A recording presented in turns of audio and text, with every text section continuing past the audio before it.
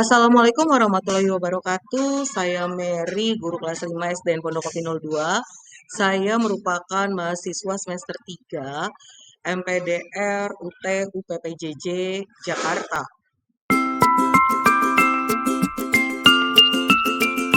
10 model pembelajaran terpadu antara lain, yang pertama, model laba-laba atau Webbit, lalu yang kedua, model keterpaduan atau connected, dan yang ketiga, model bersarang, nested, dan yang keempat, model urutan atau sequence, dan yang kelima, model lintas mata pelajaran atau share, yang keenam, model sarang atau tiered, yang ketujuh, model kolaborasi atau integrate, yang kedelapan, model imersif, dan yang kesembilan, model jaringan, dan yang kesepuluh adalah model fragmented.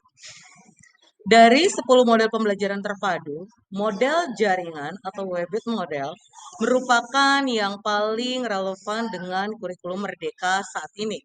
Model ini mengintegrasikan berbagai mata pelajaran dengan menggunakan tema tertentu sebagai pusat pengembangan pembelajaran yang mendukung pendekatan tematik dan inquiry-based learning. Menurut Fogarty tahun 1991, Webbit Learning Model is appreciated for early childhood and primary education since it focuses on integrating subject around a theme which help learner connected knowledge more holistically. Hal ini sejalan dengan pendekatan kurikulum Merdeka yang fleksibel dan mendorong pembelajaran kontekstual berbasis proyek dan minat siswa. Tujuan dan fungsi. Tujuan utama pembelajaran tematik terpadu adalah membantu peserta didik memahami konsep secara utuh, tidak terkotak-kotak berdasarkan mata pelajaran. Dan fungsinya adalah untuk meningkatkan efektivitas dan efisiensi proses pembelajaran, serta mengembangkan kompetensi holistik yang mencakup sikap pengetahuan dan keterampilan. Terdapat dua landasan dalam pembelajaran tematik terpadu. Secara psikologis, teori perkembangan kognitif Piaget bahwa anak usia SD berada pada tahap operasional konkret sehingga lebih mudah memahami konsep secara tematik dan kontekstual. Secara pedagogis, teori belajar konstruktif yang menekankan pentingnya keterlibatan aktif siswa dalam membangun pengetahuannya sendiri. Prinsip-prinsipnya antara lain yang pertama, berpusat pada siswa, dan yang kedua, proses pembelajaran bersifat menyeluruh dan bermakna. Dan yang ketiga, pembelajaran dilakukan secara aktif, kreatif, dan menyenangkan. Dan yang terakhir, yang keempat, mengintegrasikan berbagai kompetensi dasar lintas mata pelajaran. Untuk tahapan pembelajaran tematik terpadu, antara lain, yang pertama, perencanaan, menentukan tema dan kompetensi dasar yang akan diintegrasikan.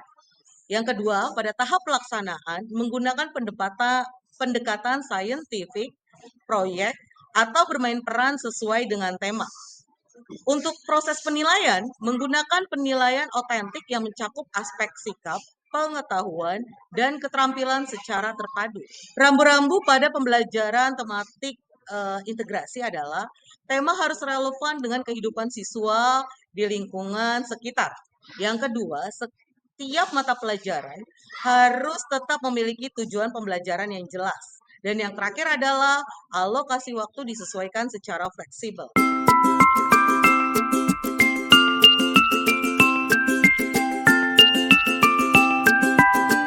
Untuk pelaksanaan implementasi di SDN Pondok Kopi 02 Jakarta Timur, di sekolah kami kurikulum Merdeka mulai diterapkan pada tahun ajaran 2021 sampai 2022 secara bertahap, yaitu pada kelas 1 dan kelas 4 yang menjadi pionir implementasi awal. Dalam praktiknya, yang pertama, guru mulai menyusun modul ajar mandiri berdasarkan capaian pembelajaran. Yang kedua, proyek profil pelajar Pancasila dilaksanakan 2 kali dalam setahun dengan tema seperti gaya hidup berkelanjutan dan kearifan lokal. Dan yang ketiga adalah pembelajaran lebih fleksibel, tidak terlalu terpaku pada urutan tema seperti kurikulum 2013. Kendala yang dihadapi meliputi keterbatasan pemahaman guru terhadap asesmen formatif dan pengembangan modul ajar.